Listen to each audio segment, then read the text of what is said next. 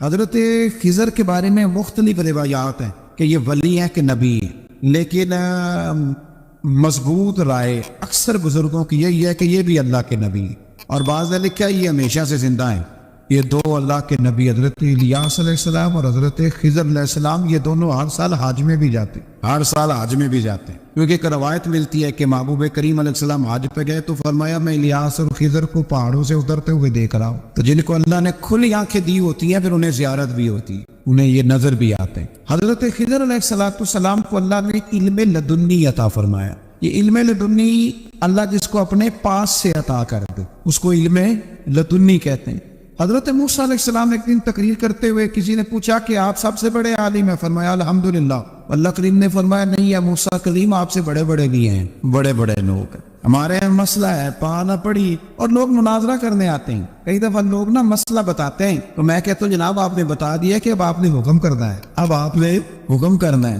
کبھی کبھی کچھ لوگ ایسی باتیں کرتے ہیں وہ جی آپ ایک بندے کا نام لیتے ہیں ذکر کرتے ہیں، تو میں نے کہا چلو ہم نے بھی کہیں کچھ پڑھا ہی ہوگا نا تبھی تو ذکر کرتے ہیں، لیکن جو آتے ہیں نا لوگ وہ مشورہ تمہارے دور پہ ہے ہی نہیں، جس نے جو لائن پڑھ لی ہے وہ اس میں پکا ہو گیا، سارا نہیں نہ پڑھا، سارا پڑھے پھر بات سمجھ میں آتی ہے۔ حضرت موسیٰ کلیم اللہ کے نبی ہیں اور کیا بات ہے ان کی، اور یہ بھی اللہ کا فضل ہوا حضرت موسیٰ نے یہ بات کی تبھی تو ہمیں اتنی شاندار حکمتوں کے پھول ملے، یہ بھی حضرت موسیٰ کا ہی کمال ہے۔ تو حضرت موسیٰ نے کہا کہ اے اللہ وہ جو مجھ سے بڑا ہے عالم ہے وہ کہاں ملے گا جس سے میں حکمت کی بات سیکھوں، تو فرمایا جہاں مجمع البحرین ہے نا دو دریا ملتے ہیں وہاں وہ ملے گا۔ حضرت موسیٰ کلیم سے اللہ نے فرمایا کہ جاؤ جہاں دو دریا ملیں گے نا وہاں تمہیں وہ شخص ملے گا، تو یا اللہ میں کس طرح، فرمایا زادرہ ساتھ لے جاؤ کھانے پینے کا سامان۔ حضرت موسیٰ کلیم لے گئے، مچھلی بھی لے گئے، فرمایا یہ مچھلی جہاں تمہارے برتن سے نکل کے دریا میں داخل ہو وہاں دریا میں شگاف پڑ جائے وہاں وہ تمہیں شخص ملے گا۔ حضرت موسیٰ نے اپنے خادم حضرت یوشع بن نون علیہ السلام کو بھی ساتھ لیا،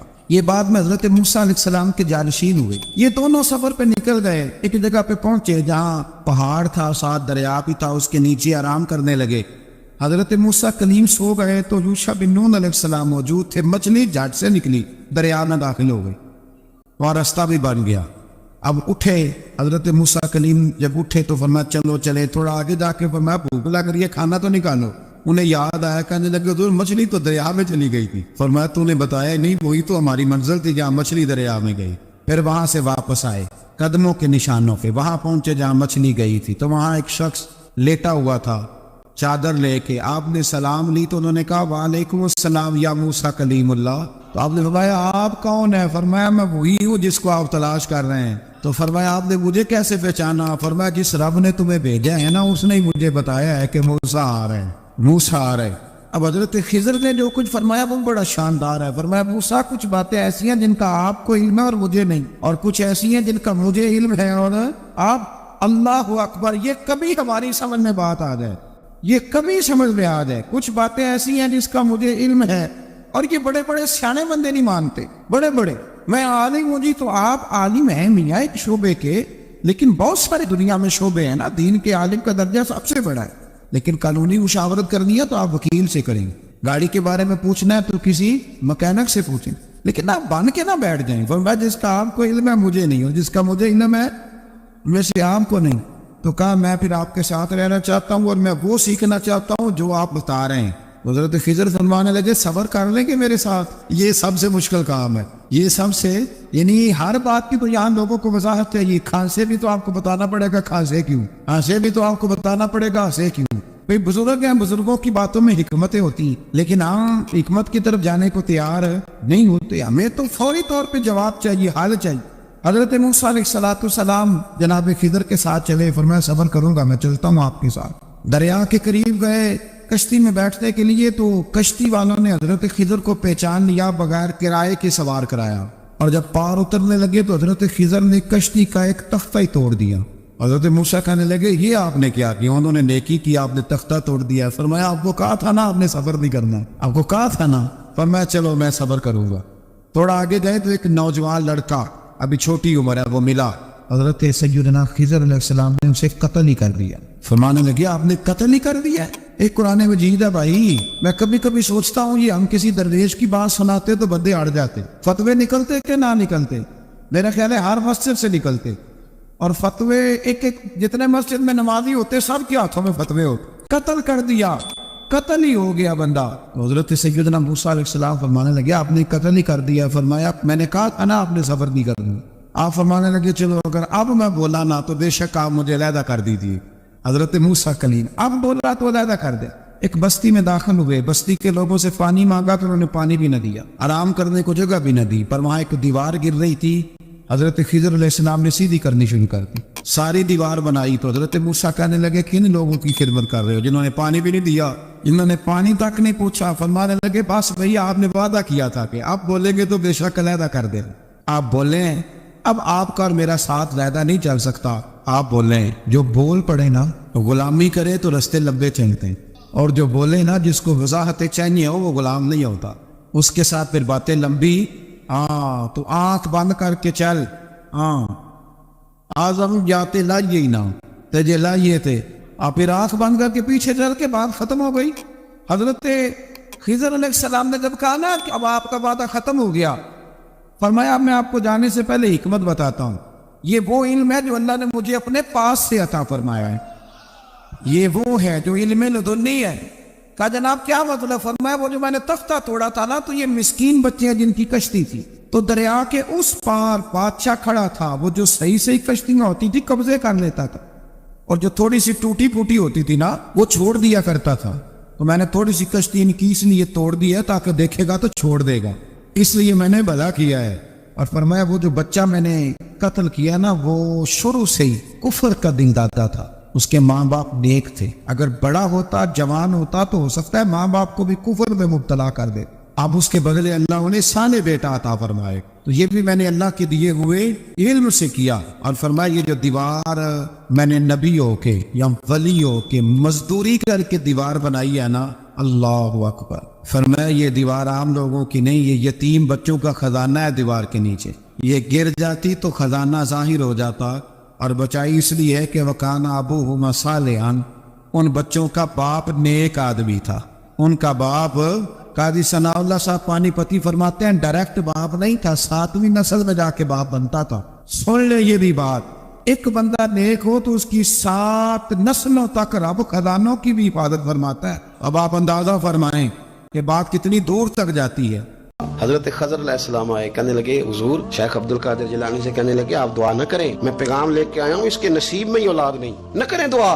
نے کر دی پر یہاں تو ہے ہی نہیں. تو یہ لاڈلے ہیں نا رب رسول کے، اللہ رسول کو منا لیتے ہیں. تو غوث پاک کہنے لگے اچھا نہیں اس کے نصیب میں دعا، چلو ٹھیک ہے، اولاد کوئی نہیں کوئی نہیں. پھر ہاتھ اٹھائے، کہ اللہ تجھے پتا تھا نا کہ یہ میری طرف آ رہی ہے، اور اللہ تجھے علم تھا نا میرے دروازے تک آ گئی ہے، اور مالک تجھے پتا تھا نا دعا کا کہے گی اور میں دعا کروں گا، تو جانتا تھا نا. اچھا میں سمجھ گیا. اب یہ لوگوں سے جا کے کہے گی میں عبد القادر تک بھی ہوا یوں پر میرا کام نہیں بنا، ملا کچھ نہیں، یہ کہے اور 2 آنسو شیخ عبد القادر جیلانی. غوث پاک اللہ اچھا ٹھیک ہے، یہ کہے گی نا میں ہوا یوں ٹھیک ہے کوئی عرض نہیں. لفظ کہے حضور غوث پاک نے تو جناب خضر وہیں کھڑے کھڑے کہنے لگے عبد القادر تیرے بھی قربان جاؤں، اور تیرے رب کے تیرے ساتھ پیار کے بھی قربان جاؤں. رب فرماتا ہے بولیے کتنے بیٹے چاہیے بی بی کو، آپ کیجئے بات. تو غوث پاک فرمانے لگے چونکہ میرے گھر آئی ہے تو رب سے فرمائے 7 بیٹے تو عطا کر دینا. او بھائی اتنی سی بات نہیں لوگوں کی سمجھ میں آتی کہ میرا کوئی لاڈلا پیار والا ہو تو میں مان جاتا ہوں، تو جو رب رسول کے لاڈلے وہ جب بات کرتے ہیں تو اللہ رسول بھی مان جاتے ہیں. بھائی اتنی سی بات ہے. ایک شخص نے آ کے کہا حضور میرا والد انتقال کر گیا ہے، رات خواب میں دیکھا بڑے عذاب میں. لوگ بڑے پریشان ہوتے ہیں ان باتوں بڑے، لیکن میں بڑے دلائل قائم کر سکتا ہوں. ہم ہمیں کیا ملانگ سمجھتے ہیں کہ ہم جو بات کریں گے بغیر دلیل کے کریں گے؟ بیٹھ کے لوگ کہانیاں سنا رہے ہیں کہ جناب غوث پاک ایسے کر سکتے تھے، یہ کیسے ہو سکتا ہے. تو جو کہانی تم سنا رہی ہو تو کافر بھی سنا رہا ہے. وہ کہتا ہے اگر تمہارا رب سارا کچھ کر سکتا ہے معاذ اللہ تو پھر اسے کہو فلانا کام کرے. اس کا کیا جواب ہے تمہارے پاس؟ بڑی بڑی عجیب لوگ کہانیاں کرتے اور شرم نہیں آتی اللہ والوں کے بارے میں اتنی کچی اور غلیظ زبان استعمال کرتے. اور مجھے کہنے والوں پر اتنا شکوہ نہیں جتنا سننے والوں میں شکوہ. ایسے لوگوں کو سنتے ہو جو توہین کرتے ہیں رب کریم کے بندوں کی. سنو حضور غوث پاک سے آ کے کہا حضور میں نے رات خواب میں اپنے والد کو دیکھا عذاب میں بڑی تکلیف میں ہوں، میرے ابا کے لیے دعا کر دیں. تو غوث اعظم فرمانے لگے وہ یہاں کبھی آیا تھا؟ بیٹھا تھا. حدیث ہے صحیح بخاری میں صحیح مسلم میں کہ ذکر والوں کی مجلس میں بیٹھنے والا بدبخت نہیں رہتا، اللہ اسے سعید بخت کر دیا کرتا ہے. یہ حدیث ہے بخاری مسلم میں حدیث. اب تم حدیث ماننے سے بھی انکار کرو گے؟ جو اللہ والوں کی محفل میں آئے بدبخت ہو تو رب سعید بخت کر دیتا ہے. بخاری مسلم ہے. جو ذکر والوں کے ساتھ بیٹھے تو رحمت اسے گھیر لیتی ہے. اس نے کہا حضور میرے والد آئے ہیں آپ کی محفل میں. تو غوث پاک نے بچھا لیا مصلا. کہا مالک تیرے محبوب کا فرمان ہے نا کہ جو ذکر کی محفل میں بیٹھے انہیں رحمت گھیر لیتی ہے, ان پر سکینہ نازل ہوتا ہے, وہ بدبخت ہوں تو سعید بخت ہو جاتے ہیں. تو اللہ پھر بندہ نمازی کرنا, وہ ہمارے ساتھ بیٹھا کرتے تھے. مہربانی فرمانا, کرم نوازی فرما. وہ شخص کہتا ہے میں رات کو جا کے سویا تو خواب میں ابا ملے, جنت کا لباس پہنا ہوا ہے, اور میرے والد کہنے لگے پتر سارے کام چھوڑ دینا, عبد القادر جیلانی کا دروازہ نہ چھوڑنا, خبردار غوث پاک کا دروازہ نہ چھوڑنا, ہمیں ملنگ نہ سمجھو. آپ کیا سمجھتے ہیں کہ ہم ایسے کو ملنگ تلنگ لوگ ہیں جس کے مرضی پیچھے لگ جائیں گے؟ ہم تو بڑے سیانے لوگ ہیں, ہم تو بڑی جلدی کسی بندے کو تسلیم ہی نہیں کرتے. ہر بندہ اپنے ابا کا نام اپنے نام کے ساتھ لگاتا ہے. ہم نے زندگی قادری لکھ کے گزار دی ہے ساری. آپ کیا سمجھتے ہیں کچے پکے لوگ ہیں؟ اور صرف یہاں نہیں, وصیت لے کے رکھی ہے, مریں گے بھی تو قبر پہ پہلے لفظ قادری لکھنا, اس لیے کہ خدا کے فضل سے ہم پر ہے سایہ غوث اعظم کا, اور ہمیں دونوں جہاں میں ہے سہارا. اور بڑی تحقیق کے ساتھ اور بڑی ریسرچ کے ساتھ اور بڑے سیانے بن کے, لیکن جس دن کا مان لیا ہے پھر بالکل ہی مان لیا ہے, پھر بالکل ہی مان لیا. آپ یقین کریں مجھے مزہ آتا ہے جب مجھے کو کہتا ہے قادری صاحب, بڑا مزہ آتا ہے, بڑا سرور آتا ہے. کوئی میرے نام سے نہیں نہ پکارتا, اس کا بنا کے پکارتا ہے.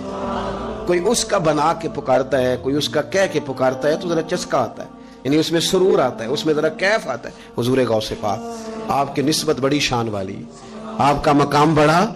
حضرت مولانا جمیل الرحمان قادری اعلیٰ حضرت کے مرید ہیں, وہ فرمایا کرتے تھے خدا کے فضل سے ہم پر ہے سایہ غوث, ہمیں دونوں جہاں میں ہے سہارا. اور قادری کہتے ہیں غوث پاک سے پیار کرنے والے کو, جو بھی پیار کرے وہی قادری ہے. تو خدا کے فضل سے ہم پر ہے سایہ, ہمیں دونوں جہاں میں ہے سہارا. خدا دے گا منادی حشر میں یہ قادریوں کو, کہاں ہے قادری کر لے نظارہ غوث اعظم, کہاں ہے قادری کر لے نظارہ. اور پھر فرماتے ہیں جمیل قادری 100 جان سے ہو قربان مرشد پر. اپنے شیخ کی بات کرتے ہیں, جمیل قادری 100 جان سے ہو قربان مرشد پر, بنایا جس نے مجھ جیسے کو بندہ غوث اعظم کا. یہ غوث اعظم واحد صوفیاء کی جماعت میں امام ہستی ہیں کہ کوئی کسی بھی سلسلے سے تعلق رکھے, وہ نقشبندی ہے, وہ چشتی ہے, وہ سہروردی ہے. آج آپ کو سارے 11ویں دیتے نظر آئیں گے, اس لیے کہ غوث اعظم رضی اللہ تعالیٰ عنہ کے فیض جب برسا ہے تو می بن کے ہی برسا ہے, اور ہر جگہ ہی برسا ہے, ہر جگہ ہی برسا ہے. بزرگوں کی باتوں میں نا حکمتیں ہوتی ہیں, دانائیاں ہوتی ہیں. یہ طریقت کے جو لوگ ہوتے ہیں انہیں سبق یہ دیا جاتا ہے کہ آمنا و صدقنا, ماننا ہے اور تصدیق کرنی. آپ خوبصورت زندگی بنائیں, اپنے آپ کو آگے لے کر کے جانے کی کوشش کریں. اور اللہ تو بندے کے گمان کے قریب ہے, جس طرح کا انسان ذہن بناتا ہے رب کریم اتنا ہی اس بندے پہ فضل کرتا ہے. اچھی امیدیں وابستہ کریں, خوب محنت کریں, خوب. مطلب یہ کہ سست پڑنا, اٹھتا ہوں چلتا ہوں دیکھتا ہوں کرتا ہوں, کوئی ہو ہی جائے گا, کوئی پہنچ ہی جائے گا, یہ کمزور لوگوں کی علامت, یہ کمزور لوگوں کی. حضرت حسن بصری رحمۃ اللہ علیہ ایک مثال دے کے بڑی بات کو خوبصورت کرتے ہیں. کہتے ہیں کہ نوجوان مجھے ملا تو کہنے لگا حضرت جی آج میں نے عجیب نظارہ دیکھا ہے کہ ایک شیر نے شکار کیا ہے ایک بکری کا, تو اس نے کافی سارا خود کھایا اور باقی منہ میں پکڑ کے ایک پہاڑی پہ چڑھا ہے, وہاں ایک نابینا لومڑی بیٹھی تھی, باقی کا اس نے اس کو کھلایا ہے شکار. تو میں سوچتا ہوں رب کریم تو بندہ نابینا بھی ہو, گھر میں بھی بیٹھا ہو تو اس کو رزق پہنچا ہی دیتا ہے. تو خواجہ حسن بصری رحمۃ اللہ علیہ مسکرا پڑے, کہنے لگے میاں تم نے لومڑی بننے کا پروگرام بنایا, شیر بننے کا کیوں نہیں بنایا؟ تم نے یہ ذہن بنایا کہ گھر میں نابینا بن کے بھی کوئی بیٹھ جائے تو روٹی پہنچ جاتی ہے, تو یہ ذہن کیوں نہیں بنایا کہ شیر بنتا ہوں, شکار کرتا ہوں, کھاتا بھی ہوں, کھلاتا بھی ہوں. جدوجہد کریں, محنت کریں, آگے بڑھیں, ہمت کریں. میرے رسول کریم صلی اللہ تعالیٰ علیہ وآلہ وسلم کے صحابی حضرت سیدنا کعب رضی اللہ تعالیٰ عنہ ارشاد فرماتے ہیں کہ ایک شخص نبی پاک صلی اللہ علیہ وسلم کے سامنے سے گزرا, تو صحابہ کرام علیہم رضوان نے اس کی چستی دیکھ کر, بڑا چست نوجوان تھا, بڑا تیز چل رہا تھا, اس کی چستی دیکھ کے صحابہ نے کہا کاش اس کی چستی اللہ کے راستے میں ہوتی, یعنی عبادت میں لگا ہوا ہوتا یا جہاد میں لگا ہوا ہوتا, کاش اس کی چستی اللہ کے راستے میں ہوتی. تو نبی پاک صلی اللہ تعالیٰ علیہ وسلم نے فرمایا اگر یہ اپنے چھوٹے بچوں کی ضروریات پوری کرنے نکلا ہوا تو پھر بھی یہ اللہ کے راستے میں ہی ہے. اور فرمایا اگر یہ شخص اپنے بوڑھے والدین کی خدمت کے لیے نکلا ہوا ہے پھر بھی اللہ ہی کے راستے میں ہے. یعنی اگر رزق کما کے بچوں کا پیٹ پالتا ہے پھر بھی رب ہی کا راستہ ہے, اور اگر یہ رزق کما کے بوڑھے ماں باپ کی خدمت کرتا ہے تو یہ راستہ بھی اللہ ہی کا راستہ ہے. اور نبی پاک صلی اللہ تعالیٰ علیہ وسلم نے فرمایا اگر یہ اپنے آپ کو سوال سے بچانے کے لیے یہ کام کر رہا ہے, یعنی مجھے کسی کے آگے ہاتھ نہ پھیلانا پڑے, تو پھر بھی یہ اللہ ہی کے راستے میں ہے۔ ہاں اگر یہ ریاکاری کے طور پر، فخر کے طور پر یہ کام کر رہا ہے تو پھر یہ شیطان کی راہ میں۔ اگر صرف اس لیے مال جمع کر رہا ہے کہ میں ذرا لوگوں کو پتہ چل جائے بڑا مالدار ہوں، میرا بعض لوگوں کے اوپر ذہن ہوتا ہے نا آگے بڑھنے کا، شوق ہوتا ہے بلا وجہ چیزوں کو جمع کرنے کا، فخر بتانے کا، ریاکاری کرنے کا۔ فرمایا اگر ریاکاری کے ارادے سے ہے تو پھر یہ شیطان کے راستے میں ہے، اور اگر یہ بوڑھے ماں باپ کے لیے رزق کما رہا ہے، چھوٹے بچوں کے لیے کما رہا ہے، اپنے آپ کو سوال سے بچانے کے لیے کما رہا ہے، تو پھر یہ اللہ ہی کے راستے میں، پھر یہ جہاد ہی کر رہا ہے، پھر یہ عبادت ہی میں مشغول ہے، یہ اللہ ہی کے راستے میں۔ رسول کریم صلی اللہ تعالیٰ علیہ وسلم نے جو سبق ہمیں پڑھایا نا، وہ صرف یہ ہے کہ رزق کماتے وقت تمہاری نیت کا اعتبار ہے، تمہارا ارادہ کیا تھا۔ رزق کماتے وقت ارادہ کیا تھا؟ بہت بڑے بنگلے بنانے کا ارادہ تھا، جائیدادیں جمع کرنے کا ارادہ تھا، بعض رشتہ داروں کو نیچا دکھانے کا ارادہ تھا، بلا وجہ ڈینگے مارنے کا اور اونچی اونچی باتیں کرنے کا ارادہ تھا، یا تمہارا ارادہ یہ تھا کہ حلال آ جائے تاکہ میں سوال سے بچ جاؤں، تاکہ مجھے کسی کے سامنے ہاتھ نہ پھیلانا پڑے۔ یہ حدیث ہمیں صحیح بخاری میں ملتی ہے۔ نبی پاک صلی اللہ تعالیٰ علیہ وسلم نے فرمایا بے شک مال بڑا سرسبز ہے اور بڑا میٹھا ہے۔ فرمایا جس نے اچھی نیت کے ساتھ مال حاصل کیا نا، بڑا میٹھا ہے، بڑا سرسبز ہے، اور جس نے اچھی نیت کے ساتھ حاصل کیا اللہ اسے برکت عطا کر دے گا۔ تھوڑے پیسوں میں برکت ہو جائے گی، تھوڑے میں بھی، کئی دفعہ تھوڑے پیسے ہوں گے پر ختم نہیں ہوں گے، ان میں برکت ہو جائے گی، نیت اگر ٹھیک ہے۔ اور حضور صلی اللہ تعالیٰ علیہ وآلہ وسلم نے ارشاد فرمایا اگر کسی نے بری نیت کے ساتھ حاصل کیا تو اس میں برکت نہیں ہوگی، اس کے اندر پھر اس کے لیے وہ خیر نہیں ہوگی جو اچھی نیت پہ ہوتی۔ اور فرمایا یہ ایسا رزق ہے جسے کھائے گا پر پیٹ نہیں بھرے گا، سیر نہیں ہوگا۔ رزق کس نے کھا لیا ہے؟ چونکہ نیت یہ تھی نا کہ تفاخر کے لیے جمع کرنا ہے، دولت ہونی چاہیے، بنگلہ ہونا چاہیے، لوگوں کو پتہ چلے کہ یہاں بھی ایک سیٹھ صاحب ہوتے ہیں، تو یہ نیت پر ڈیپینڈ کرتا ہے کہ آپ کا ارادہ رزق کماتے کیا ہے۔ بہت زیادہ محنت کرنے کی کوشش کریں، بالخصوص نوجوان اپنے دلوں کے اندر یہ جد و جہد پیدا کریں کہ ہم نے محنت کر کے رزق کمانا ہے۔ یہ جو ہاتھ پھیلاتے ہیں یہ بزدل لوگ ہوتے ہیں، یہ کمزور لوگ ہوتے ہیں۔ یہ ہاتھ جب کسی کے آگے کوئی شخص پھیلاتا ہے تو اپنی خودداری کا سودا کرتا ہے، اپنی عزت بیچتا ہے، اپنے وقار کو داؤ پہ لگاتا ہے۔ جب وہ ہاتھ پھیلاتا ہے کشکول طلب جب دراز کرتا ہے، کبھی بھی اللہ کے علاوہ، اللہ کے محبوب علیہ السلام کے علاوہ آپ کسی کے سامنے کشکول طلب دراز نہ کریں۔ اور میری ساری زندگی یہ رائے رہی ہے کہ اچھا تاجر وہ ہوتا ہی نہیں جو پیسے زیادہ کماتا ہے، اچھا گھر کا سربراہ وہ نہیں ہوتا جو دولت زیادہ جمع کرے، بلکہ اچھا آدمی تو وہ ہوتا ہے جس کے خرچے کم ہوتے ہیں، جو اس کے پاس ہے اس کے اندر اسے مینج کرنا آتا ہے۔ اگر اس کے پاس 1000 روپیہ ہے تو اسے سارا دن 1000 میں نکالنا آ جائے تو اس شخص کی عزت محفوظ ہے، اس کی عزت محفوظ ہے۔ اور اگر 10,000 کے اندر بھی اسے طبیعت نہیں ہے، اسے چاہت نہیں ہے، اسے خبر ہی نہیں ہے میں نے کس طرح وقت گزارنا ہے، تو پھر یہ شخص اپنے آپ کو بھی رسوا کرے گا اور اپنوں کے لیے بھی شرمندگی کا باعث بنے گا۔ محنت کریں، کوشش کریں، اپنے آپ کو فارغ نہ رکھیں۔ فارغ آدمی کو زنگ لگ جاتا ہے۔ فارغ تو کوئی گھر پڑا رہے تو بعض لوگ کہنے لگتے ہیں کہ یہاں تو جنوں کا قبضہ ہو گیا ہے۔ فارغ ذہنوں پر شیطانوں کا قبضہ ہو جاتا ہے۔ کچھ کریں، محنت کریں، جد و جہد کریں، آگے بڑھیں۔ ہمارے بزرگ فرماتے ہیں کہ پانی چل رہا ہو تو وہ پاک ہوتا ہے، اگر کھڑا ہو جائے تو پھر اس کے پاک ہونے کا مسئلہ بدل جاتا ہے۔ چلتے رہیں، حرکت کریں، جد و جہد کریں، آگے بڑھیں، ہمت کریں۔ جو لوگ ہمت کرتے ہیں رب تعالیٰ ان کی مدد کرتا ہے۔ آپ تجارت کریں، حضور صلی اللہ علیہ وسلم نے تجارت فرمائی، نبی پاک صلی اللہ علیہ وسلم نے تجارت فرمائی۔ کتنا بڑا درجہ حضور نے ارشاد فرمایا۔ اللہ کے پیارے محبوب صلی اللہ تعالیٰ علیہ وسلم ارشاد فرمانے لگے، یہ حدیث پاک آپ کو ترمذی میں اور دیگر کتابوں میں ملے گی۔ فرمایا جو تاجر سچا ہوگا نا، تجارت کرے پر سچ بولے، سودا جو ہے وہی بتائے، سچا جو تاجر ہوگا اسے اللہ تبارک و تعالیٰ قیامت کے دن نبیوں، صدیقوں اور شہیدوں کے ساتھ جگہ عطا فرمائے گا۔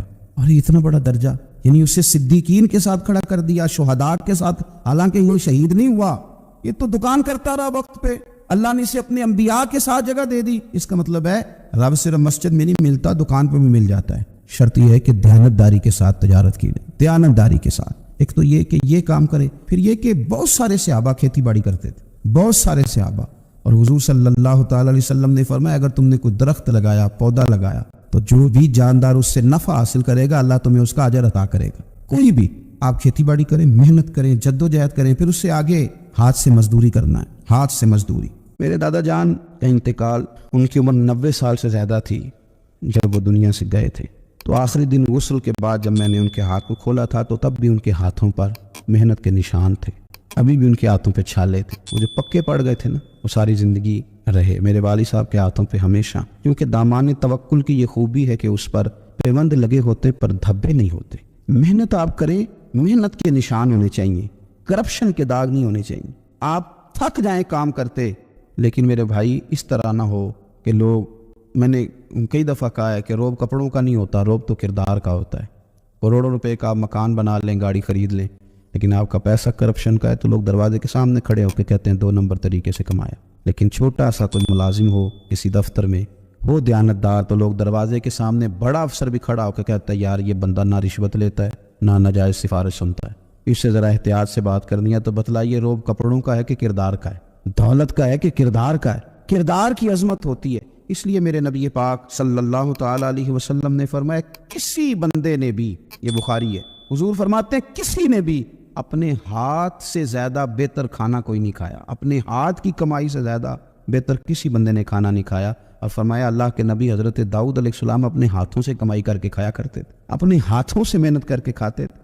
سب سے بہترین کھانا آپ وہ کھاتے ہیں جو آپ اپنے ہاتھوں سے محنت کرتے ہیں، مشقت کرتے ہیں، آپ کوشش کر کے جو کھانا آپ محنت کر کے کماتے ہیں۔ یہ مزدور بڑے شاندار لوگ ہوتے ہیں، یہ کسان بڑے شاندار لوگ ہوتے ہیں۔ میں نے دیکھا ہے رات کی تنہائیوں میں اٹھ کے کھیتوں کو پانی لگاتے ہیں۔ میں نے ان کو جانوروں سے پیار کرتے دیکھا ہے، ان کو محبت کرتے دیکھا ہے۔ میں نے دیکھا ہے کہ یہ بہت سارے دنیاوی تکلفات سے نکل جاتے ہیں، ان کو زیادہ فکر نہیں رہتی کہ میرے کپڑوں پہ دھبے ہیں کہ یہاں کس طرح کا ماحول ہے۔ میں نے دیکھا ہے کہ ان کی عیدیں تک اپنے جانوروں کے ساتھ گزرتی ہیں، ان کے ساتھ وقت گزارتے ہیں، پیار کرتے ہیں۔ آپ جب محنت کا ارادہ کرتے ہیں تو اللہ بڑا نوازتا ہے۔ اپنی زندگی محنت والی، جد و جہد والی بنائیں۔ اور یاد رکھیں ہماری سوسائٹی کے اندر اتنے زیادہ غم نہیں ہیں، سب سے زیادہ پریشانی یہ ہے کہ جوان سست ہو گئے۔ علامہ اقبال نے کہا تھا لہو مجھ کو رلاتی ہے جوانوں کی تن آسانی۔ جوان اصل میں کمزور ہو گئے، اس لیے خرابی زیادہ بڑھ گئی۔ اگر جوان تازہ دم ہوں، سستی کو چھوڑیں، آگے بڑھنے کا جذبہ پیدا کریں۔ اٹھبان کمر کیوں ڈرتا ہے، پھر دیکھ خدا کیا کرتا ہے۔ کوشش کریں، ہمت کریں، محنت کے ساتھ رزق کمائیں، اپنوں کا سہارا بنیں، اپنوں سے پیار کریں۔ اتنے زیادہ غریب لوگ نہیں ہیں ہمارے ہاں، صرف یہ ہے کہ جو محنت کر سکتے ہیں انہوں نے محنت چھوڑ دی ہے۔ سورہ ابراہیم کی پہلی آیہ مبارکہ میں فرمایا کہ الف لام را کتاب انزلناہ الیک لتخرج الناس من الظلمات الی النور۔ فرمایا اے محبوب علیہ السلام، یہ کتاب ہم نے آپ پر نازل کی ہے تاکہ آپ لوگوں کو اندھیروں سے نور کی طرف لے جائیں، تاکہ آپ لوگوں کو اندھیروں سے نکال کے نور عطا فرما دے۔ بِإِذْنِ رَبِّهِمْ إِلَىٰ صِرَاط، اور اپنے رب کے حکم سے اپنے رب کے رستے کی طرف لوگوں کو لے دے۔ العزیز الحمید، وہ رب جو بڑا غالب بھی ہے اور جو حمد کیا گیا ہے، اس کی حمد کی جاتی، اس کے رستے کی طرف آپ لوگوں کو لے جائیں۔ من الظلمات الی النور، لوگوں کو اندھیروں سے نکالیں اور ظلمات سے نکال کے انہیں نور دے۔ ہمارے مفسرین کرام نے یہاں لکھا ہے کہ یہ دیکھ لیں کہ قرآن مجید نے ظلمات، اندھیرے جب بیان کیے تو جمع کا صیغہ استعمال کیا، اور جب الی النور کہا تو واحد کا صیغہ استعمال کیا۔ ظلمات زیادہ ہیں اور نور ایک ہے، اندھیرے زیادہ ہیں اور روشنی ایک ہے۔ معنی کیا ہے کہ کائنات میں جتنے بھی اندھیرے ہیں ان سب سے دور کرنے والی روشنی ایک ہی ہے جو مدینے والے رسول کے پاس موجود، جو نبی پاک صلی اللہ علیہ وسلم کی بارگاہ میں موجود ہے، جو حضور کے پاس موجود ہے۔ یہ روشنی ایک ہی ہے، اندھیرے بے شمار ہیں، کثرت سے اندھیرے ہیں۔ ایک اندھیرا کفر کا ہے، ایک اندھیرا نفاق کا ہے، ایک اندھیرا جہالت کا ہے، ایک اندھیرا غربت کا ہے، ایک اندھیرا تنہائی کا ہے، ایک اندھیرا مایوسی کا ہے۔ یہ سارے اندھیرے نکلیں گے کیسے؟ جب ہم کسی اور سے روشنی نہیں لیں گے، روشنی لیں گے رسول پاک کی بارگاہ سے۔ اعلیٰ حضرت فاضل بریلوی رحمۃ اللہ تعالیٰ علیہ نے ایک بات یہاں بیان فرمائی ہے، وہ بڑی عجیب اور بڑی انوکھی ہے۔ اعلیٰ حضرت فرماتے ہیں کہیں اور سے تم روشنی لو گے نا تو یہ پہر دو پہر رہے گی۔ یہ جتنی چاندنی، جتنی روشنی ہے یہ ڈھل جاتی ہے، ڈھل رہی ہوتی ہے۔ یہ چاند کی جو چاندنی ہے نا یہ ڈھلتی ہے، پورے عروج پہ جاتا ہے، پھر کم ہوتا ہے، پھر کم ہوتا ہے، پھر کم ہوتا ہے، پھر کم ہوتا ہے۔ فرماتے ایک روشنی ایسی ہے جو کبھی کم نہیں ہوتی، اور اس روشنی کا نام نور مصطفیٰ ہے صلی اللہ تعالیٰ علیہ وسلم۔ فرمانے لگے ماہ مدینہ اپنی تجلی عطا کریں، اے ماہ مدینہ اپنے تجلی عطا کرے۔ یہ ڈھلتی چاندنی تو پہر دو پہر کی ہے، یہ جو ہمارے پاس چاند کی چاندنی ہے یہ تو ڈھل رہی ہے، پہر دو پہر رہے گی۔ اے ماہ مدینہ آپ اپنی تجلی عطا، یا رسول اللہ ایک اندھیرے سے نکلیں گے دوسرے میں گم ہو جائیں گے، دوسرے سے نکلیں گے تو پتہ نہیں کون سا رستہ ملے گا، آپ مہربانی کریں، اے ماہ مدینہ ہمیں اپنی تجلی عطا کرے، آپ اپنا کرم فرمائیں۔ اندھیرے بہت سارے، نور ایک ہی ہے، نور ایک ہی ہے، اور اس نور کا نام محمد مصطفیٰ ہے صلی اللہ تعالی علیہ وسلم نور ایک ہے. میرے عزیز آپ جتنا مرضی بھاگ لیں, جتنا مرضی دوڑ لیں, جتنی مرضی آپ ترقی کر لیں, پڑھ لیں, جو مرضی کر لیں, اندھیرے پیچھا نہیں چھوڑتے. اس لیے کہ یہ اندھیرے گہرے ہیں, ان کے مختلف روپ ہیں, ان کے مختلف رنگ ہیں, یہ مختلف طرح کے اندھیرے ہیں. یہ آپ کا پیچھا تب چھوڑیں گے جب آپ نور مصطفیٰ سے روشنی حاصل کریں. میرے رسول پاک صلی اللہ علیہ وسلم نے ہمیں روشنی دی ہے. میلاد والے محبوب صلی اللہ تعالی علیہ وسلم نے ہمیں نور دیا ہے, اور ہر موقع پر روشنی دی ہے. ہر موقع پر کسی ایک موضوع پر آپ رسول پاک صلی اللہ تعالی علیہ وسلم کی کسی ایک موقع پر آپ حضور کی تعلیمات حاصل کرنا چاہیں تو درجنوں حدیثیں ملیں گی. آپ کو سینکڑوں کے لحاظ سے اشارے اور تعلیمات ملیں گی. ہر چیز آپ کو میسر آئے گی اور آپ کو لطف آئے گا. میں کل ایک بزرگ کی بات سن رہا تھا, مجھے بڑا مزہ آیا.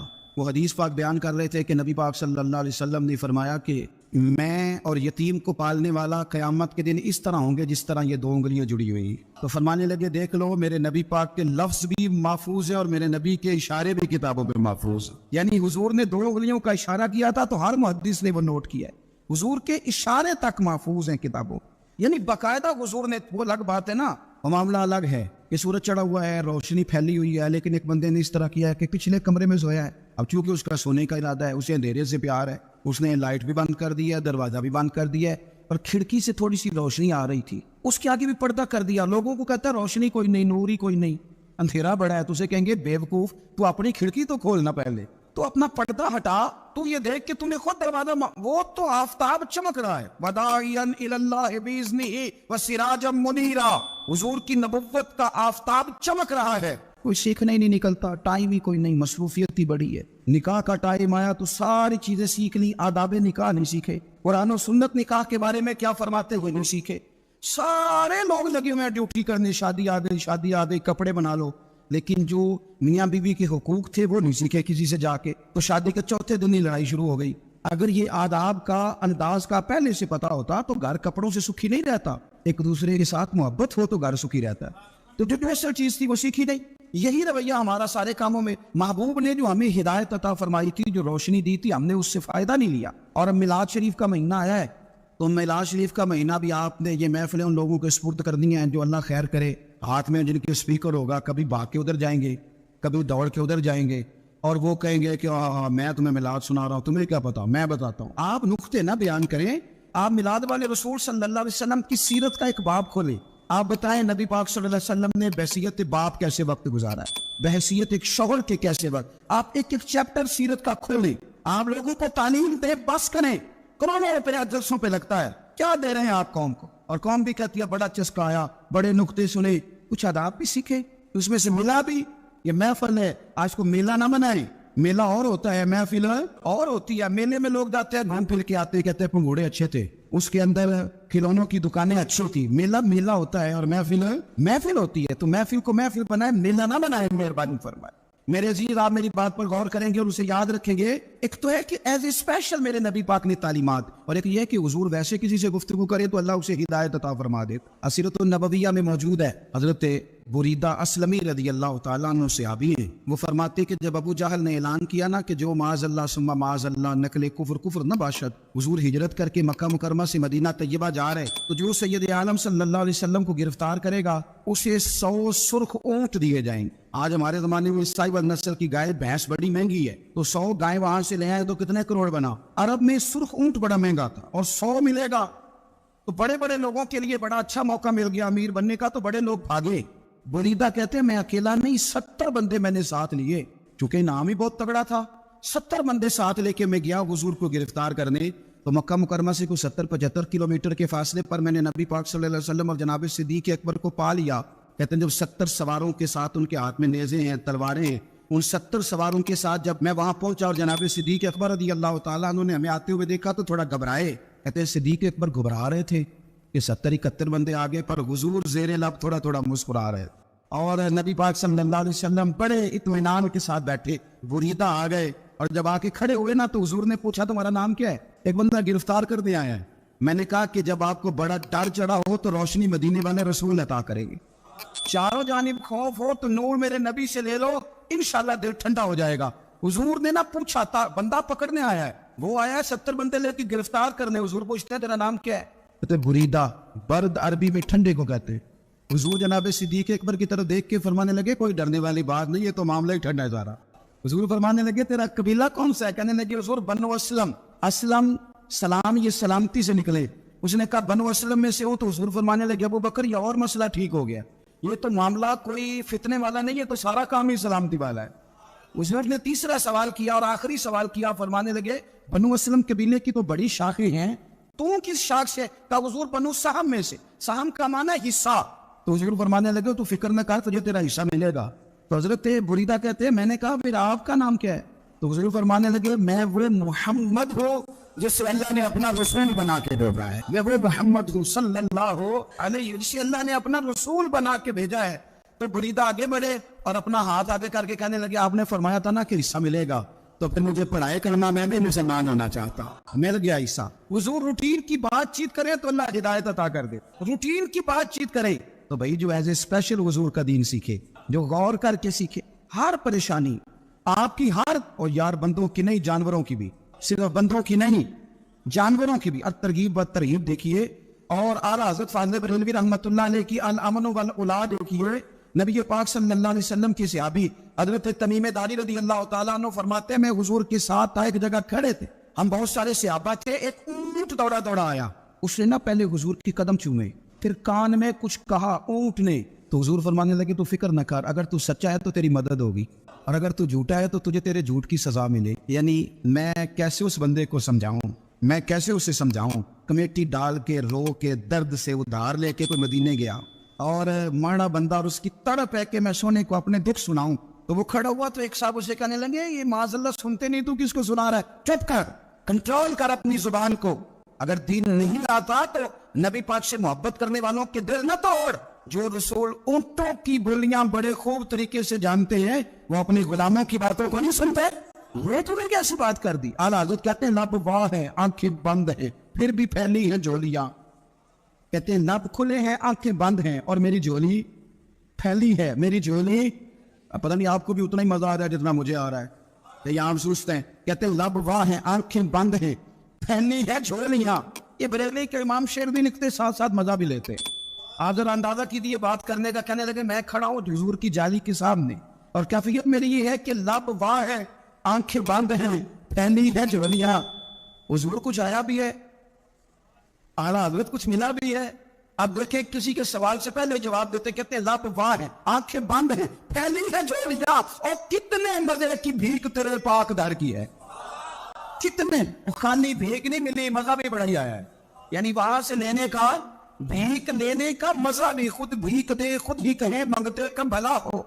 ये तो शेर है ना, थोड़ा सा बंदा पढ़ा लिखा हो तो समझ में आते हैं, तो देसी बंदे भी बड़ी बात है। मैंने आपको पहले भी बताया था, और वो बात मुझे बड़ा मजा देती है। मैं पहली दफा हाजिर हुआ तो एक बाबा जी को ना, वो जिनकी वहां ड्यूटी होती है ना पुलिस वाले, वो धक्के दे रहे, यल्ला आज निकल, उसको धक्के दे रहे। तो बाबा मेरे आगे आगे, बाबा उसे क्या कहता, कहता तेरी खैर हो गए पहरेदारा, रोजे दी जाली चुम लैन दे। एक दफा नहीं, 2-4 दफा बाबा जी ने कहा। तो कई दफा हम किसी को मसला तो बताते हैं, लेकिन वो बंदा तो ज़ौक में होता है ना, और वो जो मसला बताता है वो निराला होता है। वो बाहर निकल के ना, तो मैंने बाबा जी से कहा, मैं कहा तुसी 10 सारी शेर पढ़े पंजाबी दा, उनको तो तुहाडी समझ लगदी सी, वो ते अरबी है। तो बाबा जी मेरे थपकी देखे ना याद कहंदे पे, कहंदे पुत्तर मैनू भी पता है, मैनू भी पता है, इन्होंने नहीं समझ लगदी, मैं ते अपना रांझा पे राजी कर दस। नबी पाक बेमिसल बेमिसाल है, ला मिसल लहू वला मिसाल अला। हुजूर की मिसल भी कोई नहीं और मिसाल भी है ही कोई नहीं। अल्लाह करीम ने महबूब जैसा दूसरा बनाया कोई नहीं। समझनी है बात आपने। हुजूर में शक कोई नहीं, पर अबू जाहल ने शक किया। नबी पाक में शक कोई नहीं, पर अबू लहब ने शक किया। हुजूर में शक कोई नहीं, पर उतबा उतैबा शैबा इनका शक आखिर तक नहीं गया। हालांकि हुजूर में कोई शक दूर कराने भी आए तो शक नहीं गया। एक दफ़ा नहीं, कई दफ़ा, तर्जुमे दफ़ा, 20 दफ़ा। एक अबू जाहल को ले ले, दिमाग में शक था, हालांकि हुजूर में कोई शक नहीं। एक दिन आके कहने लगा कि बताइए मेरी मुट्ठी में क्या है। तो नबी पाक सल्लल्लाहु अलैहि वसल्लम ने फरमाया अगर मैंने बता दिया, कहने लगा अगर आपने बता दिया तो मैं कलमा पढ़ लूँगा। हुजूर ने फरमाया मैंने बता देना है पर तूने कोई नहीं पढ़ना, मैं बता देना है। कब बताइए? तो हुजूर ने फरमाया चल सौदा कर लेते हैं, अगर जो तेरी मुट्ठी में है वही बता दे, फिर तेरा क्या ख्याल है। तो नबी पाक सल्लल्लाहु अलैहि वसल्लम ने कहा क्या भाई अबू जहल की मुट्ठी में? तो उसकी मुट्ठी में कंकर थे, कंकरों ने कलमा पढ़ना शुरू कर दिए। जब कंकरों ने कलमा पढ़ा, पत्थर थे वो, उन्होंने कलमा पढ़ा। अबू जहल ने वो कंकर जमीन पे फेंक के कहने लगा ओफो तेरा जादू तो पत्थरों पहाड़ों पे भी चलता है। अब जुमला कहने लगा हूँ समझ लेना, ابو جال گوشت کا آدمی تھا, کنکر پتھر تھے, پتھر کلمہ پڑ گئے.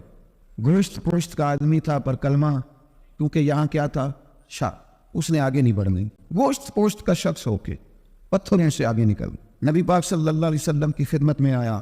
بلکہ وہ جو یہودی والی روایت ہے اس کے پس منظر میں بھی بعض محدثین نے لکھا ہے, اس کو بھی اسی نے بھیجا, کہنے لگا جاؤ نبی پاک سے جا کے کہو اگر وہ درخت آپ کا کلمہ پڑھے تو میں بھی پڑھ لوں گا. درخت, اب درخت ہوتے تو جاندار ہیں پر کلمہ تو کوئی نہیں نہ پڑھتے. درخت سے بھی تو انسانوں سے کلمہ پڑھنے کی بات, اگر درخت پڑھے تو میں پڑھ لوں گا. نبی پاک صلی اللہ علیہ وسلم دور بیٹھے تھے, درخت دور تھا, اور امام سیوطی علیہ رحمہ نے لکھا ہے درخت بھی کیکر کا تھا. نبی پاک صلی اللہ علیہ وسلم نے فرمایا اس یہودی سے کہ تو جا کے درخت کو کہہ کہ تجھے نبی پاک بلاتے ہیں. فرمایا میں گیا تو پھر تم نے کہنا جادو کر کے بلایا ہے. احتیاط بھی کی, ہر چیز آنکھوں کے سامنے رکھی, تو جا کے کہہ کہ تجھے بلاتے ہیں. وہ بندہ گیا, جا کے کہنے لگا, اور امام سیوطی نے اس کو لکھا ہے, کہنے لگے اس نے نبی پاک کا نام بھی نہیں لیا, کیونکہ ابو جہل اینڈ کمپنی کو پتا تھا کہ مصطفیٰ کے نام میں بھی بڑی برکت. خالی نام بھی نہیں لیا, کہنے لگا درخت وہ جو سامنے بیٹھے ہیں نا وہ تجھے بلا رہے. نام نہیں لیا حضور کا, وہ جو سامنے بیٹھے ہیں نا جاءت لدعوتہ الاشجار ساجدۃ. امام بوصیری کہتے ہیں درخت آیا اور سجدہ کرتا ہوا, زمین چیرتا ہوا آیا. کس طرح آیا؟ پہلے آگے جھکا, پھر پیچھے جھکا, دائیں جھکا, بائیں جھکا. یہاں بھی لکھنے والوں نے لکھا ہے کہ وہ نہ درخت اپنی جڑیں اکھیڑ رہا تھا, جب چلنا تھا نا اس نے حضور کی طرف آنا تھا تو آگے دائیں بائیں ہوا, جڑیں اکھیڑ رہا. لیکن ہمارے استاد جب ہمیں یہ روایت پڑھایا کرتے تھے تو کہتے تھے جڑیں نہیں اکھیڑ رہا تھا. جب اس نے سنا مجھے نبی پاک نے بلایا تو اسے وجد ہو گیا تھا, وہ جھومنے لگ گیا, جھوم رہا تھا. حضور نے مجھے بلا لیا, جاءت لدعوتہ الاشجار ساجدۃ. تو درخت آیا, اس نے آ کے نبی پاک کو سجدہ کیا. لکڑی کا بنا ہوا درخت ہے, سجدہ کیا. سجدہ کرنے کے بعد درخت اٹھا اور اٹھ کے اس نے نبی پاک کا کلمہ پڑھا. وہ جس کو ابو جہل نے بھیجا تھا نا یہودی, وہ درخت کی حالت دیکھ کے کلمہ پڑھ گیا, وہ کلمہ پڑھ گیا. لیکن یہی بے ایمان کہنے لگا ہوئے ہوئے ان کا تو درختوں پہ بھی جادو چلتا ہے. لا ریب فی, شک قرآن پاک میں, لیکن اگر بندے کے دماغ میں ہو اس کا علاج ہے کوئی, ادھر ہی شک بیٹھ جائے. کوئی سادی مثال دیتا ہوں کہ سامنے دیوار صاف ہو لیکن گرد اگر آئینے پہ پڑی ہو, دیوار صاف کرنی چاہیے کہ اینک کا شیشہ صاف کرنا چاہیے. ساری زندگی لوگ دیوار صاف کرتے گزار دے, ساری زندگی تراش خراش کرتے گزار, اپنی مرضی کی پینٹنگ کرتے گزار دیتے ہیں, پر اپنی آنکھ کی پتلی صاف نہیں کرتے. آنکھ کی پتلی صاف نہیں کرتے. کسی نے حضرت رومی سے کہا تھا حضور دنیا میں کوئی اچھا ملتا نہیں, فرمانے لگے تھوڑا رونا شروع کر تاکہ تیری پتلیاں وضو کر لیں. وضو کرنے وہ انہیں پتہ چل جائے کہ کتنے صاف ستھرے لوگ دنیا میں پائے جاتے. ابو جہل پھر آ گیا, کہنے لگا اگر آپ چاند کے 2 ٹکڑے کر دیں تو میں کلمہ پڑھنے کو تیار. اچھا یہاں بھی بڑی مزے کی بات ہے, اللہ نے پہلے کہہ دیا نبی پاک کو کہ ان الذین کفروا سواء علیہم انذرتہم ام لم تنذرہم لا یؤمنون. معبود یہ جن کی قسمت میں کفر ہے نا, آپ انہیں ڈرائیں چاہے نہ ڈرائیں, یہ ایمان نہیں لائیں گے. کنکروں نے بھی کلمہ پڑھ لیا, درختوں نے بھی پڑھ لیا, سارا کچھ ہو گیا. اللہ نے بھی کہہ دیا کہ محبوب اس بے ایمان نے کلمہ نہیں پڑھنا, پر حضور نے فرمایا یہ پڑھے نہ پڑھے ہم نے میدان نہیں چھوڑنا. جتنی دفعہ آئے گا نا ہم اسے ضرور معجزہ دکھائیں, جتنی دفعہ آئے گا, ہم کیوں میدان چھوڑ. آگے کہنے لگا جی اگر چاند کے 2 ٹکڑے کر دے تو اقتربت الساعۃ وانشق القمر. تو نبی پاک صلی اللہ علیہ وسلم نے انگلی کا اشارہ کیا, چاند 2 حصوں میں بٹا. کوہ صفا ایک پہاڑی تھی مکے میں, آدھا ٹکڑا پہاڑی کی اس جانب ہوا, آدھا اس جانب.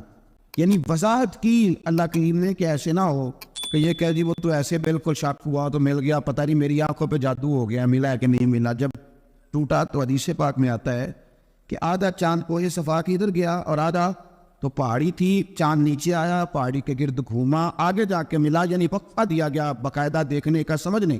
پوری دنیا میں جتنے لوگ اس وقت چاند دیکھ رہے تھے, ہندوستان تک روایتوں میں ملتا ہے کہ لوگوں نے گواہی دی کہ ہم نے چاند ٹوٹتے دیکھا ہے. زمانہ مان گیا, لوگوں کی چیخیں نکل گئیں, لوگ قدموں میں گر گئے, پر وہ جس کے دماغ میں شک تھا نا وہ نہیں مانا. شجر و حجر پہچان گئے پر انسان کی نظروں میں شک ہی رہا. دنیا میں سب سے مجبور, کمزور, بزدل, کم فہم بندہ وہ ہے جس کے دماغ میں شک ہے. سب سے کم فہم, اس کی فراست روحانیہ 0 ہے.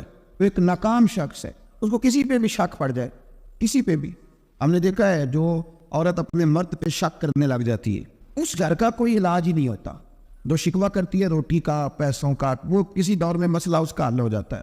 جو نافرمان ہوتی ہے اس کا بھی مسئلہ کسی نہ کسی زمانے میں حل ہو ہی جاتا ہے. یہ جس کو شک پڑ جاتا ہے نا شک، اس کا مسئلہ قیامت کی صبح تک حل نہیں ہوتا. اگر مرد کو شک پڑ جائے اس کا مسئلہ بھی کبھی زندگی میں دوبارہ حل.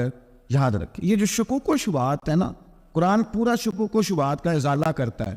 کافر کے سوال کا جواب دیتا ہے، منافق کے سوال کا جواب دیتا ہے. قرآن مجید ہر ایک کی تسلی کراتا ہے، لیکن شروع میں بتا دیا کہ لا ریب فی، شک والی گنجائش اس میں.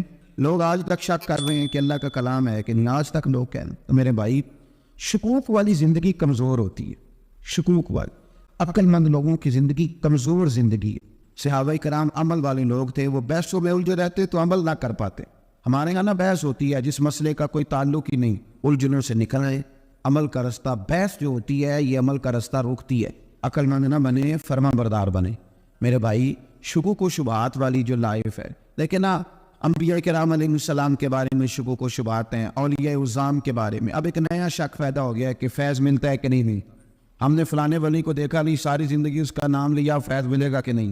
غوث پاک کو دیکھا نہیں، ساری زندگی قادری کہلایا، فیض ملے گا کہ نہیں. خواجہ اجمیر کو دیکھا نہیں، چشتی کہلائے، فیض ملا کہ نہیں. صابر پیا کو دیکھا نہیں، صابری کہلائے، فیض ملا کہ نہیں. او خدا کے بندے، فیض وہ چیز ہے جو نظر نہیں آتی پر محسوس سب سے زیادہ ہوتی ہے.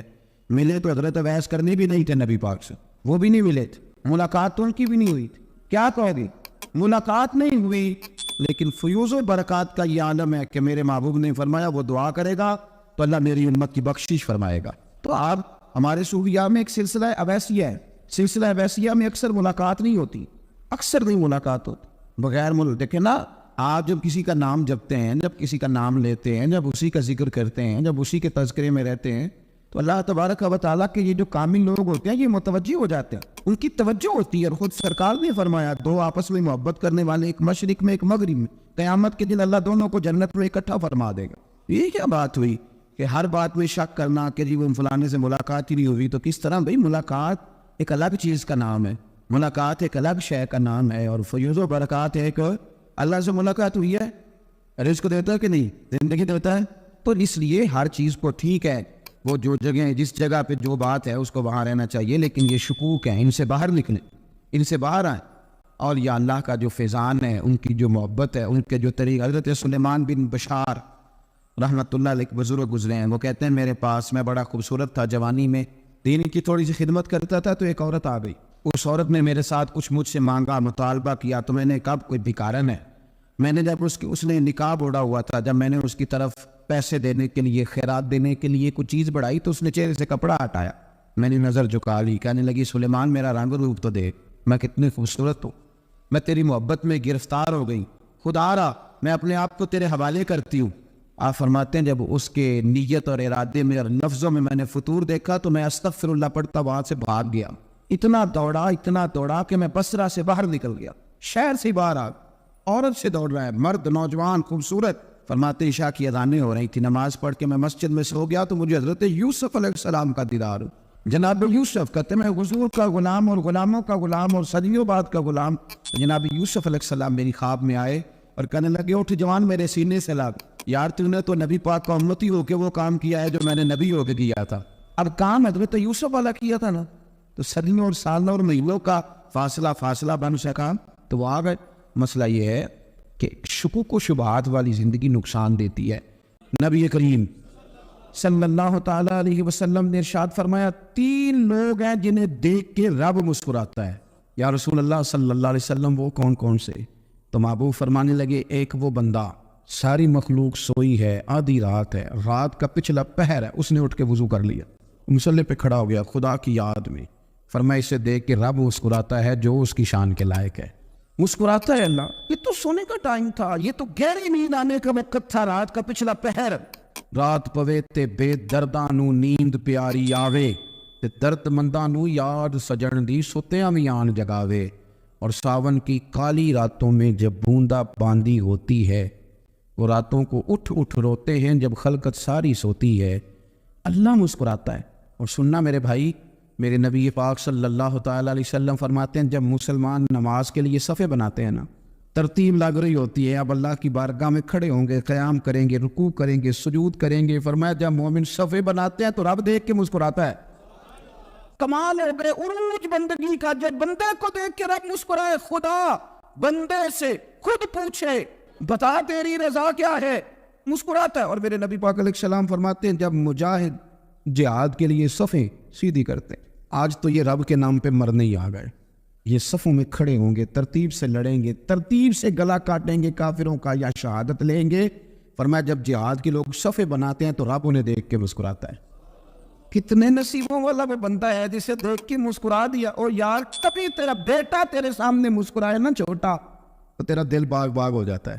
تیری ماں بیمار کسی ایک دن صحیح طرح ہنس پڑے تو طبیعت خوش ہو جاتی. مجھے بتاؤ نا جس کا رب بھی اسے دیکھ کے ہنس پڑے, جو اس کی شان کے لائق ہے, کیا اس بندے کے نصیبیں ہیں, کیا اس کے مقدر ہے. آپ اس مقام پر اپنے آپ کو لائیں. آپ دیکھیں نا یہ حدیث ہم نے سن لی, اب ہم نے نا اس طرح صفحے نہیں بنانے جس طرح ساری دنیا, اب ذرا صفحے بھی شوق سے بنائیں گے. آپ ذرا تھوڑا سا شوق پیدا کریں گے, بھئی یہ تو میں وہ کام کرنے لگا ہوں جسے دیکھ کے رب مسکراتا ہے.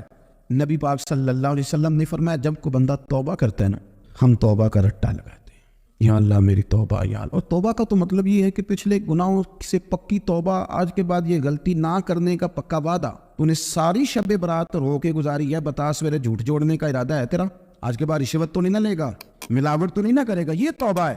اور اگر سارے کام اسی طرح کرنے تو پھر یہ توبہ کا رٹا ہے, جتنا مرضی لگاؤ. حضرت علی بن ربیعہ رضی اللہ تعالیٰ عنہ فرماتے ہیں میں مولا علی کے ساتھ تھا, مقام حرہ کی طرف جا رہے تھے, حضرت علی نے ہاتھ اٹھا کے دعا مانگی ہماری تعلیم کے لیے, ورنہ حضرت علی ہم صحابہ کو محفوظ عن الخطا تو مانتے ہیں نا.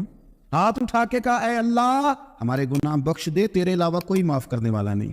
اور پھر حضرت علی آسمان کی طرف دیکھا اور دیکھ کے نا حضرت علی بن ربیعہ کو تو مسکرائے. حضرت علی بن ربیعہ کہنے لگے حضور مسکرائے کیوں؟ وہ فرمانے لگے ایک دن میں حضور کے ساتھ اسی طرح آیا تھا, اسی طرح حضور نے دعا فرمائی تھی ہماری تعلیم کے لیے, اور پھر حضور مجھے دیکھ کے مسکرائے تھے اور فرمایا جب کوئی بندہ رب کی بارگاہ میں اس طرح استغفار کرتا ہے تو رب مسکراتا ہے, اور مسکرا کے فرماتا ہے دیکھ لو میرے بندوں کو پتا ہے کہ میرے علاوہ معاف کرنے والا کوئی نہیں. انہیں پتا ہے تم اس کی بارگاہ میں رجوع تو لاؤ, آیا تو صحیح تو آنسو لے کر. اقبال کہتے ہیں کہ موتی سمجھ کے شان کریمی نے چن لیا, قطرے تو گرے میرے ار کے انفعال کے, دو میں نے آنسو بہائے تھے تو اس کے کرم نے تو موتی سمجھ کے چن لیے. سنو نا حضور اس استغفار کو اللہ کو یا رات کو توبہ کر کے سونا چاہیے ہمیں. کچھ غلطیاں ہم کرنا نہیں چاہتے پر ہم سے ہو جاتی ہیں, کچھ دل ہم توڑنا نہیں چاہتے پر وہ ٹوٹ جاتے ہیں, ہماری مجبوری ہوتی ہے ٹوٹ جاتے. رات کو اس کی بارگاہ میں ہاتھ باندھ کے کشکول طلب دراز کر کے خوب استغفار پڑھنا چاہیے کہ مالک بندے ہیں نا کیا کریں, نفس کا ساتھ ہے, دنیا کا ساتھ ہے, خواہشات نفسانیہ, مالک معاف کر دے. درد سے توبہ, رسم نہ ہو, کہانی نہ ہو, لفظ نہ ہو, جملے نہ ہو, اور جناب ایسے لوگوں کے بیچ بڑے ہاتھ باندھ کے اور بڑا کوئی ضرورت نہیں. آپ اکیلے اپنی چارپائی پہ بستر کے اندر منہ دے کے بھی درد سے کہیں گے نا معاف کر دے تو وہ تو مہربانی بڑا ہے. میرے نبی پاک صلی اللہ علیہ وسلم مثال دیتے, فرمایا ایک آدمی صحرا میں جا رہا, صحابہ سے حضور خطاب کر رہے ہیں, فرمایا ایک آدمی صحرا میں جا رہا تھا, اس نے اپنی اونٹنی پہ کھانا پانی پیسے ہر چیز رکھی ہوئی تھی. صحرا تھا بہت بڑا, درمیان صحرا کے گیا تو تھوڑا سا سستانے کے لیے آرام کرنے کے لیے اونٹنی سے نیچے اترا. اب اس نے اونٹنی کی لگام, اونٹنی کی نکیل اپنے سرانے کے نیچے رکھی, ہاتھ کے ساتھ پکڑی اور سو گیا. تھوڑی ہی دیر کے بعد جب اس کی آنکھ کھلی تو دیکھا اونٹنی غائب ہے. صحرا میں وہ پیدل نہ آگے جا سکتا ہے, نہ پیچھے جا سکتا ہے, نہ دائیں نہ بائیں, کھانے کو روٹی نہیں, پینے کو پانی کا قطرہ نہیں, تھوڑا ادھر بھاگا ادھر بھاگا, تھک گیا. کریم محبوب فرماتے ہیں وہ پوری طرح نڈھال ہو گیا اور مایوس ہو گیا, معاذ اللہ, مایوس ہو کے دوبارہ اسی جگہ آ کے لیٹ گیا جہاں پہلے لیٹا تھا. انتظار کرنے لگا کہ اب موت ہی آئے گی, آخری وقت ہے, اب نہ میں پیدل یہ صحرا کراس کر سکتا ہوں, نہ پیچھے جا سکتا ہوں, نہ کھانا ہے نہ پانی ہے, سوائے موت کے کوئی سہارا نہیں. حضور فرماتے ہیں وہ رستے میں دوبارہ لیٹ گیا. اچانک اس نے رخ بدلا تو اونٹنی سامنے کھڑی تھی. حضور نے صحابہ سے پوچھا بتاؤ نا اسے بھلا کتنے کو خوشی ہوگی؟ یا رسول اللہ جسے نئی زندگی مل گئی ہے. آپ دیکھیں نا سارے ڈاکٹروں نے کہہ دیا کہ اس کے تو گردے معدہ جگر ہر چیز ختم ہے, گھر لے جاؤ خدمت کرو, ہر طرف پریشانی ہے. وہ بندہ بھی سمجھ گیا ہے کہ آخری وقت آ گیا, کل جاؤں پرسوں جاؤں, تیاری ہو گئی, سب لوگ آ گئے, باہر والے بھی آ گئے, یہ ماحول ایک عجیب رنگ اختیار کر گیا. اچانک ایک ڈاکٹر نے آ کے کہا نہیں غلطی لگ گئی تھی. مجھے بتائیے انداز کیا ہوتا ہے؟ بغیر دعائی کے بندہ اٹھ کے کھڑا نہیں ہو جاتا. اے میں تو بچ گیا. نبی پاک صلی اللہ علیہ وسلم فرمانے لگے اس کی اونٹنی مل گئی, بتاؤ بھلا اسے کتنی خوشی ہوگی. یا رسول اللہ وہ تو دوبارہ دنیا میں آ گیا. حضور فرمانے لگے اسے کچھ بھی خوشی نہیں ہوئی, جب کوئی رب کا گناہگار بندہ آ کے توبہ کرتا ہے رب کو اس سے کئی گنا زیادہ خوشی ہوتی ہے. میرا بندہ آ گیا ہے، میرا بندہ آ گیا، میرے گھر آ گیا، اس نے آنسو بہائے ہیں، اس نے کہا اللہ میں تیرا ہی ہوں، تیرا ہی رزق کھاتا ہوں، تیری ہی زمین پہ رہتا ہوں، تیرے نام سے میری سانسیں چلتی ہیں. وہ آ گیا. فرمایا وہ سونٹنی والے سے زیادہ رب کو خوشی ہوتی ہے جب گناہگار آ کے توبہ کرتے. گناہگاروں کے آنسو اس کی بارگاہ میں بڑے مقبول ہیں، لیکن ہم رسم ادا کرتے ہیں، توبہ نہیں کرتے. ہم اپنے آپ کے ساتھ دھوکہ کرتے ہیں، جھوٹ بولتے ہیں. ہم بندہ کوئی ناراض ہو جائے تو ہمیں کو نہیں نیند آتی، اس کے گھر چلے جاتے ہیں.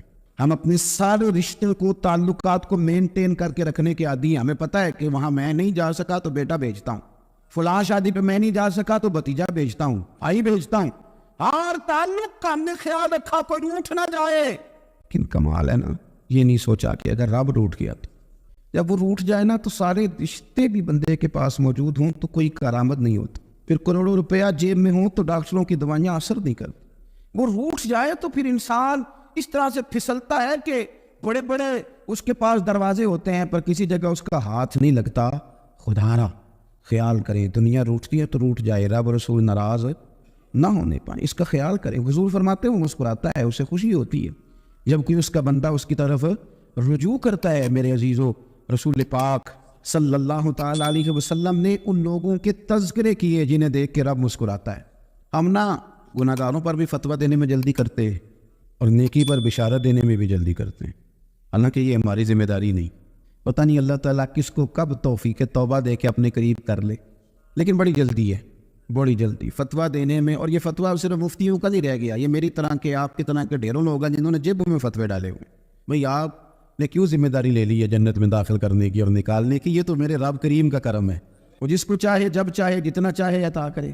لیکن کچھ لوگ نا بڑے پکے ہو گئے ہیں کہ شاید جو میں سوچ رہا ہوں وہی درست ہے. کبھی کبھی کچھ چیزیں عجیب بھی ہوتی ہیں، لہذا خدا کی رحمت پر بھروسہ کر کے بات کرنی چاہیے، اپنی مرضی کے فتوے نہیں داغنے چاہیے. وہ دیکھو جی فلانا بندہ یوں کر رہا ہے، آپ کو پتہ ہی نہیں پوری بات کا، آپ کو علم ہی نہیں پوری بات کا. حضرت بہاءاللہ نقشبند بخاری رحمۃ اللہ علیہ فرماتے ہیں میں حج کرنے گیا تو وہاں میں نے ایک آدمی کو کروڑوں کا کاروبار کرتے دیکھا تو میرے دل میں خیال ہے یہاں بھی اللہ اللہ کرنی چاہیے تھی، دنیا داری کر رہا ہے. لیکن فرماتے ہیں حج سے فارغ ہوئے تو میں نے دیکھا وہی بندہ سارا کچھ رب کی بارگاہ میں خیرات کر رہا ہے اور سینکڑوں غریب حاجی ہیں جن کو پورے خرچے دے رہا ہے. تو میں نے وہی اپنی سوچ سے توبہ کی کہ میں کہاں تھا. بڑی جلدی کھڑے نہ ہو جائیں. حضرت حسن بصری رحمۃ اللہ تعالیٰ علیہ ارشاد فرماتے ہیں کہ میں دریا کے کنارے گیا تو وہاں میں نے ایک شخص کو دیکھا، وہ اپنی ایک خاتون کی گود میں سر رکھ کے بیٹھا اور قریب ایک بوتل بھی پڑی ہے. میرے دل میں معاذ اللہ خیال آیا کہ دیکھو کس انداز میں ایک عورت کے ساتھ یہ ہے اور پاس بوتل بھی پڑی ہے، جانے شراب ہے. کہتے میں سوچ ہی رہا تھا کہ اچانک ایک کشتی آ رہی تھی دریا میں، وہ ہچکو لے کھائے، کشتی میں 4-5 لوگ تھے، وہ دریا میں ڈوبنے لگے. وہ آدمی تیزی سے اٹھا، دریا میں چھلانگ لگائی، پہلے ایک کو نکالا، پھر دوسرا نکالا، پھر تیسرا نکالا. ایک بندہ رہ گیا، کہنے لگا حضور مجھے تو آپ نے گناہگار سمجھا ہے، میں تو بڑے غلط انداز میں یہاں بیٹھا ہوں، آپ نے جو سوچا چلیں گے چوتھا بندہ آپ نکال لائیں. کرے نا یہ کام، کرے نا یہ کام، بڑے پھیلے بھالے بڑے اللہ والے ریاض آپ کو بس ہم ہی جانتے ہیں، اتنی جلدی فتویٰ. حضرت حسن بصری فرماتے ہیں میں پشیمان ہوا، میں نے کہا مجھے تیرنا نہیں آتا، تو دیر نہ کر چوتھا ڈوب نہ جائے. کرتے اس نے چھلانگ لگائی، چوتھا بھی نکال لایا. کہنے لگا حضرت آپ نے جلدی کی سوچنے میں، یہ بی بی میری ماں ہے اور یہ سرکے کی بوتل ہے. ہم ماں بیٹے کا یہ مشغلہ ہے کہ یہ وہ جگہ ہے جہاں آ کے لوگ مسافر اترتے ہیں اور یہاں سے کسی کا گھر 100 میل ہے، کسی کا 200 میل ہے. ہم صبح سرکہ کھجوریں روٹیاں لے کے یہاں آتے ہیں، مسافروں کی نوکری کرتے، کوئی پریشان ہو تو مدد کرتے ہیں. حضرت خواجہ حسن بصری فرماتے ہیں میں نے معافی مانگی، ان سے بھی مانگی، رب سے بھی مانگی. انہوں نے مانگ لی نا بزرگ تھے پر ہم کو نہیں تیار مانگنے کو. ہم ہر وقت بدگمانی وہ فلانا جرم کرتا تھا میں اسے اب کیسے نیک مان لوں. بھائی اب وہ نمازی ہے، خدا کے گھر آتا جاتا ہے، اب اللہ کی بارگاہ میں حاضر ہوتا ہے. جب رب نے معاف کر دیا تو بھی سوچ بدل جا. سنیں حضور کیا فرماتے ہیں. نبی پاک صاحب اللہ صلی اللہ تعالی علیہ وسلم فرماتے ہیں، مسند امام احمد بن حنبل دیکھیے، فرمایا رب اس وقت بڑا ہی مسکرائے گا جب قاتل بھی جنت میں جائے گا، مقتول بھی جنت میں جائے گا. یا رسول اللہ مقتول تو گیا، یہ قاتل کیسے چلا گیا؟ حضور فرماتے ہیں جائے گا اور رب مسکرائے گا جو اس کی شان کے لائق ہے. یا رسول اللہ کس طرح؟ تو نبی پاک صلی اللہ علیہ وسلم فرمانے لگے اس نے ایک مومن کو قتل کیا تھا، وہ شہید ہو کے جنت میں چلا گیا. اب اللہ نے بعد میں اسے توبہ کی توفیق دے دی.